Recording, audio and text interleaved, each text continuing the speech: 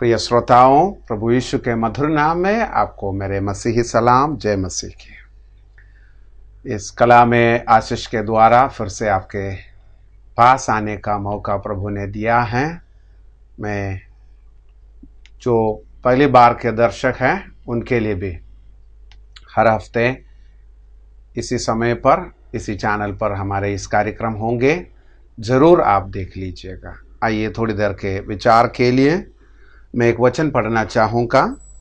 पवित्र शास्त्र बाइबल के लूका सुसमाचार 12 अध्याय के 20वें आयत में पढ़ना चाहूँगा। Luke chapter 12 verse 20।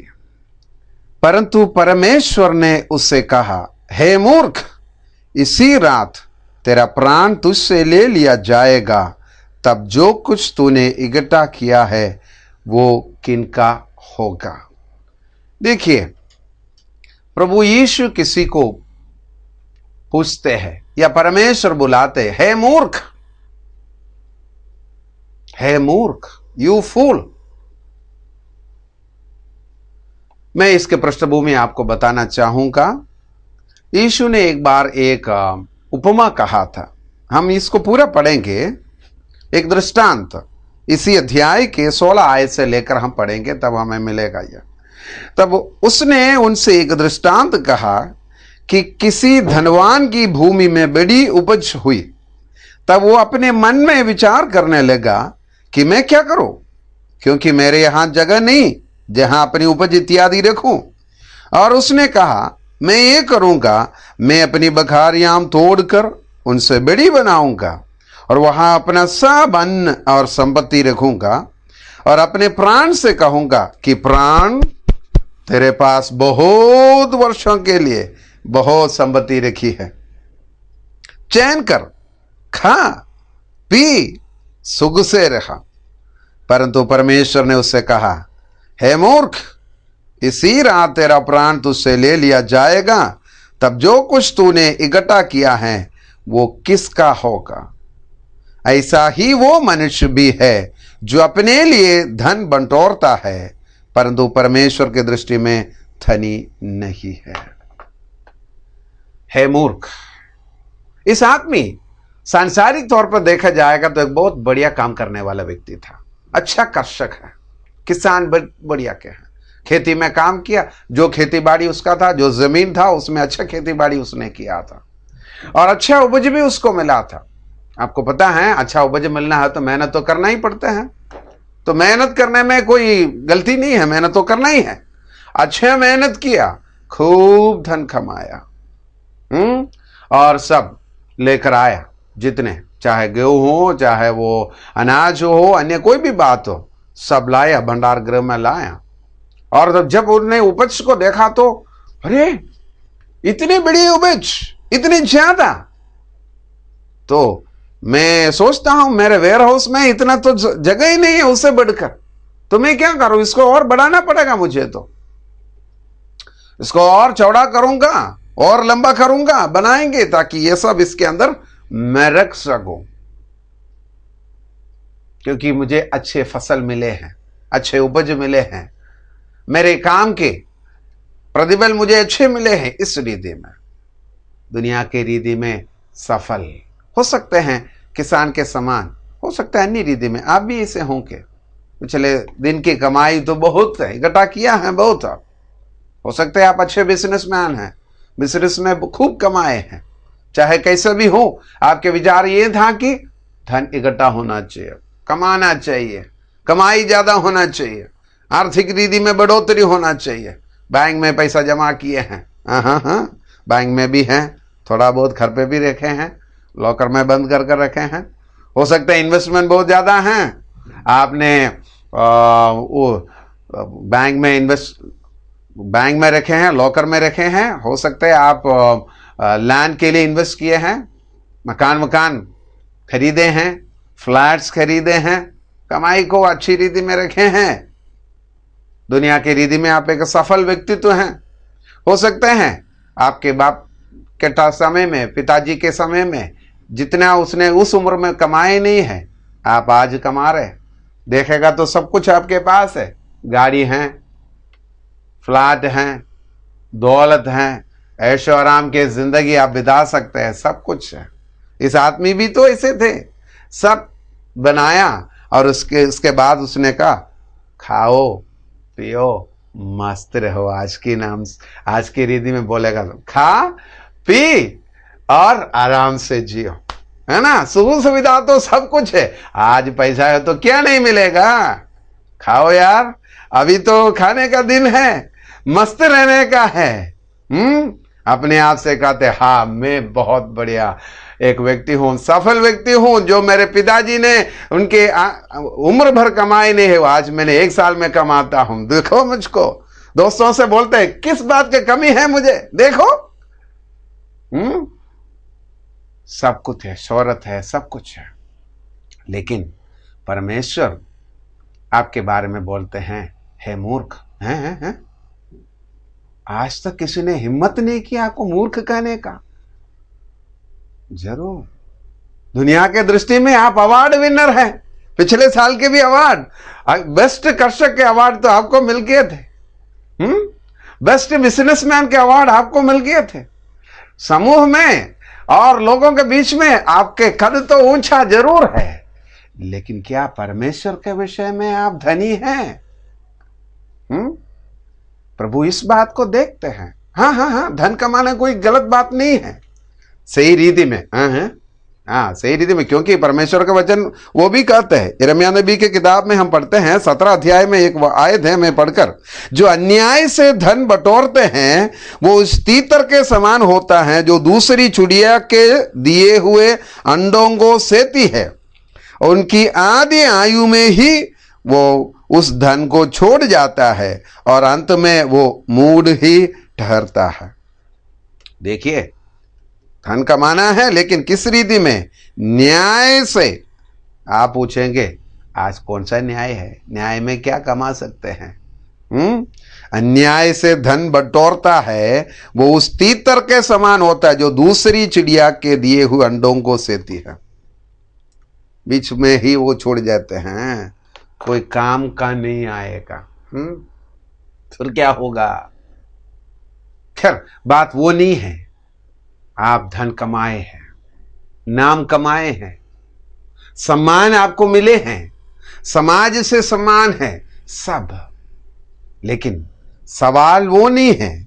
सवाल ये पूछते हैं, इसी रात तेरे प्राण तुझसे ले लिया जाएगा तो जो कुछ तूने इकट्ठा किया है वो किसका होगा? किसका होगा? जो कुछ तूने इकट्ठा किया, आज रात अगर मौत होगा तो आप अपने आत्मा कहां पर चले जाएगा? क्या फायदा होंगे ये मेहनत का? परमेश्वर के वचन कहते हैं ऐसा ही वो मनुष्य है जो अपने लिए धन बटोरता है परंतु परमेश्वर के दृष्टि में धनी रहता। आज के युग में अंग्रेजी में बोलेगा तो मेटीरियलिस्टिक परस्यूट, सांसारी रीति के सब कुछ कमाने के पीछे के ये दो होड़ में ये दौड़ उसी आस में है, एक दूसरे के आगे मुझे निकलना है, उसको मुझे हराना है, उससे ज्यादा कमाना है, उससे ज्यादा अर्जित करना है।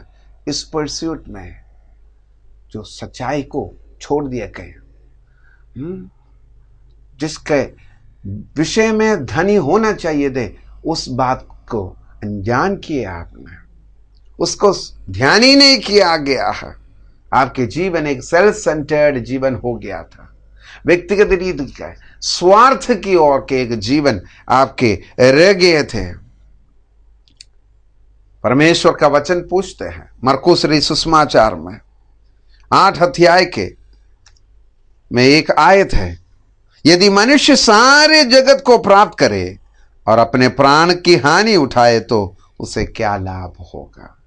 ये जितने कमाए हैं, अपने प्राण नष्ट हो जाएगा तो क्या लाभ होगा? कोई लाभ नहीं है। ये प्रभु यीशु के खुद का वचन है। वो पूछते हैं क्या लाभ होगा उनको? यदि मनुष्य सारे जगत को प्राप्त करे, अपने प्राण की हानि उठाए तो उसे क्या लोभा? या मनुष्य अपने प्राण के बदले में क्या देगा? कोई लाभ नहीं है। कोई लाभ नहीं है। इतने शासक सब कुछ कमाया, छोड़कर छाड़कर चले जाना चाहिए। इसलिए जो जानकार लोग हैं, आपके जैसे एक धनी व्यक्ति, दुनिया की रीति में देखा तो सबसे पढ़ाई में तो अव्वल थे, हर रीति में समाज में श्रेष्ठ नाम कमाने वाले, ऊंचाई को हर रीति में रखने वाले एक व्यक्ति, छूने वाले एक व्यक्ति, वो उनके कहना है उनके जीवन में, उसका नाम है पौलुस। परमेश्वर के वचन में, पवित्र शास्त्र बाइबल में इनके बारे में बताए हैं, उसने अपने गवाही दिए हैं, वो मैं आपको पढ़कर सुनाना चाहूंगा। उसने कहा फिलिपियों के पत्री में, the book of Philippians chapter 3 verse 7 and 8, परंतु जो जो बातें मेरे लाभ की थी उन्हीं को मैंने मसीह के कारण हानि समझ लिया है, वरन मैं अपने प्रभु मसीह यीशु की पहचान में उत्तमता के कारण सब बातों को हानि समझता हूं, जिसके कारण मैंने सब वस्तुओं की हानि उठाई, और मैंने कूड़ा समझता हूं जिससे मैं मसीह को प्राप्त करूं। इस आदमी अपने अनुभव से कहा, मेरे को तो ऐसे तो गमन करने के लिए बहुत कुछ है, लेकिन ये सब मैं कूड़ा कचड़ा समझता हूं, जब मसीह के सामने मसीह को प्राप्त करने के लिए मैं इन सबों को तुच्छ समझता हूं। क्या आप मसीह को पाए हुए हैं? मसीह को पाने वाले अनंत जीवन को पाने वाले व्यक्ति तो होते हैं। वो बोला, ये सब मैं नष्ट गिनता हूं, से कोई फायदा नहीं। अगर मसीह मुझ में नहीं है, मैं मसीह का ना हो जाएगा तो मेरे कमाए हुए सब बेकार रह जाते हैं। मैं एक कहानी बोलकर बंद करना चाहूंगा। एक करोड़पति था कहीं, उनके एकलौते पुत्र, उनके बीबी की मौत काफी साल पहले हो चुके थे। बड़े एस्टेट्स वगैरह थे, बहुत बढ़िया बिजनेसमैन था, तभी तो करोड़पति बन गया ना। एक ही लड़का, उसने सोचा ये लड़का मेरे आने वाले पीढ़ी के, मेरे लड़का ही ये कुछ संभालने वाले हैं, वही मेरा सब कुछ है। उसी रीति में अच्छा पढ़ाई दिलाने का कोशिश किया, पढ़ाई वढ़ाई करवाया, लेकिन उनको बिजनेस में भी ना मन है, कुछ भी नहीं है। वो रोज निकलते थे, बाहर निकलते थे ऑन द वे में, रास्ते में, और एक व्यक्ति, एक भिखारी था, उनके साथ उसके दोस्ती हो गया। रोज वो चले जाते थे लड़का भिखारी के पास, थोड़ी देर वहाँ बैठते हैं, उनको कोई मदद भी करते हैं। अच्छा ये है, ऐसे कुछ समय बीत गया। एक दिन अचानक उस लड़का आना बंद हो गया भिखारी के पास। भिखारी को पता नहीं लगा, और उसने उस लड़के के घर के वहां गया। बहुत बड़ा एक बंगला, सामने इतने बड़े एक गेट। भिखारी वहां पहुंचेगा तो कौन अंदर भेजेगा? बोला नहीं नहीं नहीं, भाग जाए यहां से। और उसने अंत में पूछा क्या हुआ? तो बोला वो हमारे मालिक साहब हैं, उनके एक बेटे थे, उनके देहांत हुए हैं।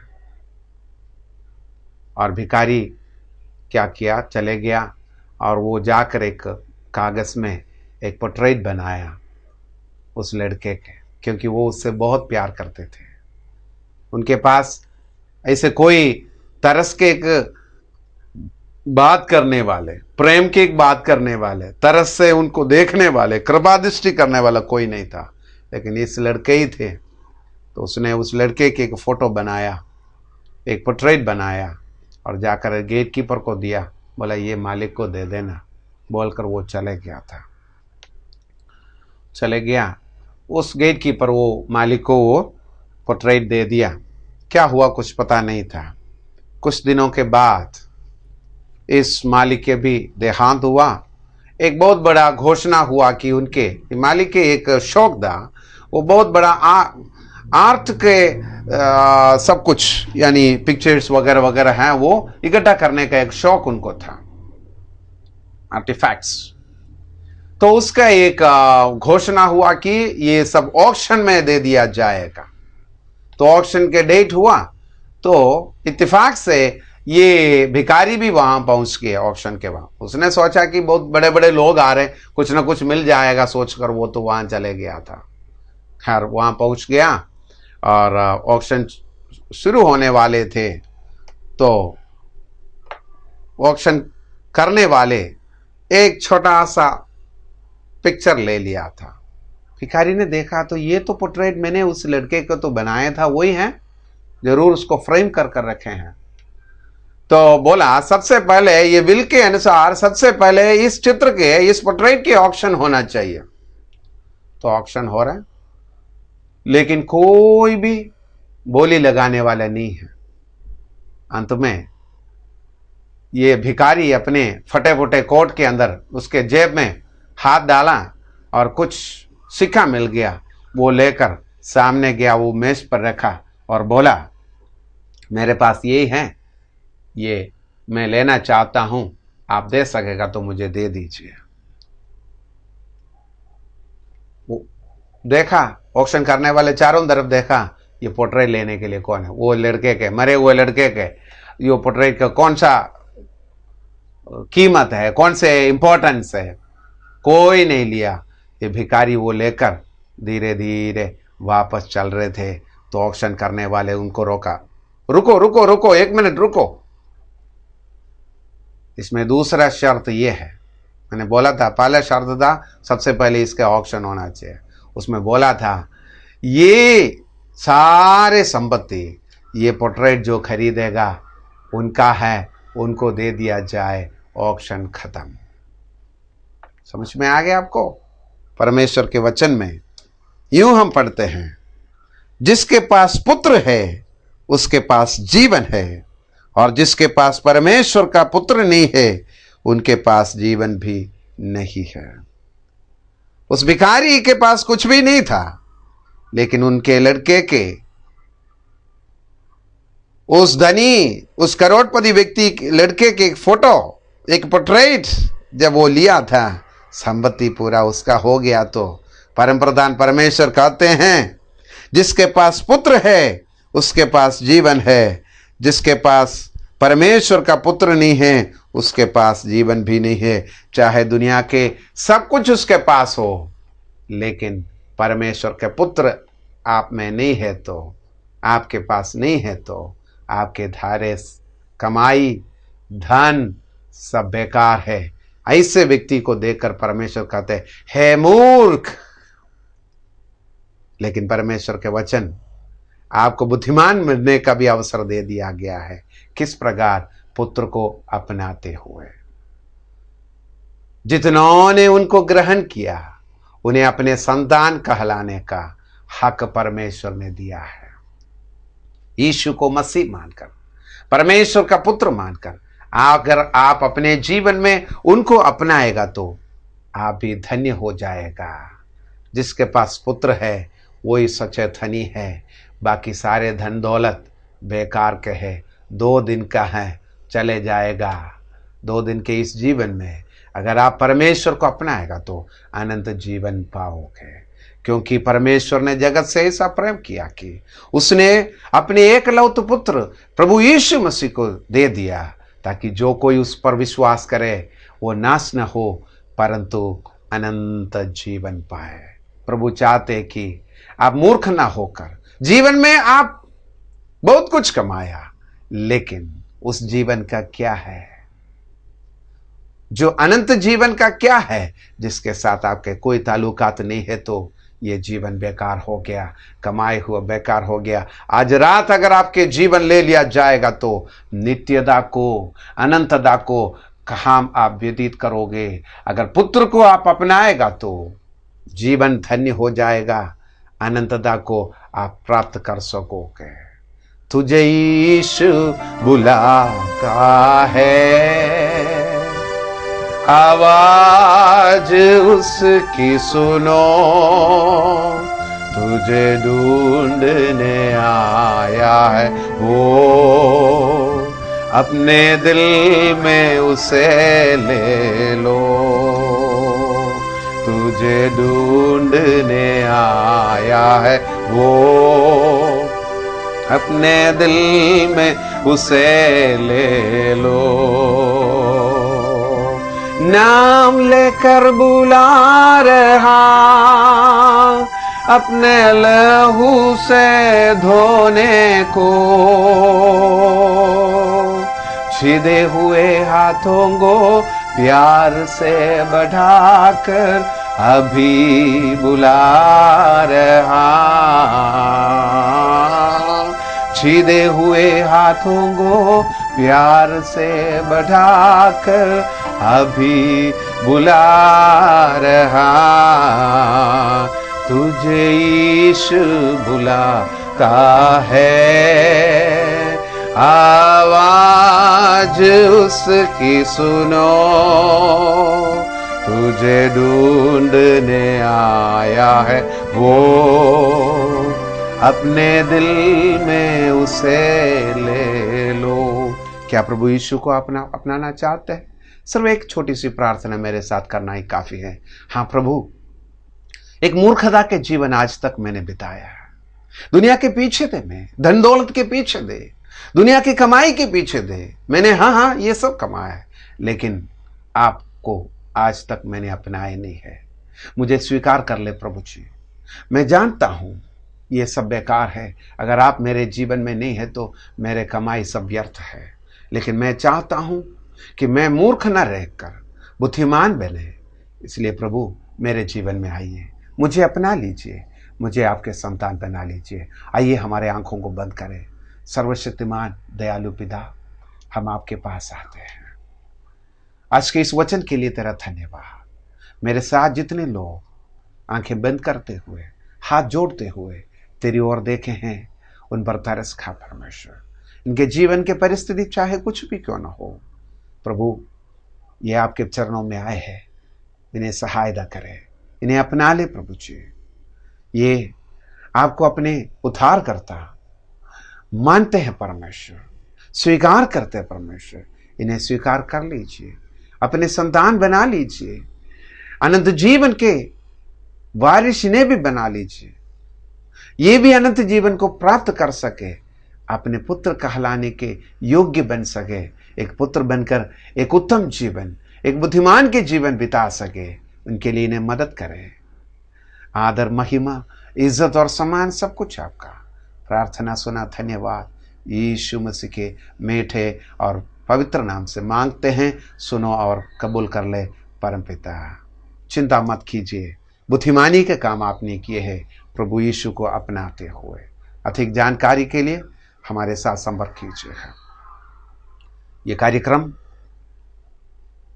Fountain of blessing church Mangalore के द्वारा प्रस्तुत किया गया है। हमारे पता उसमें है, हमसे पत्र व्यवहार कीजिए, ईमेल कीजिए, फोन कीजिए। अगली बार आपसे जब तक मुलाकात ना होगी, परमेश्वर की आत्मा, शांति, अनुग्रह आपके साथ बराबर बने रहें। प्रभु आपको आशीष दे। आमेन। God bless you. God bless you.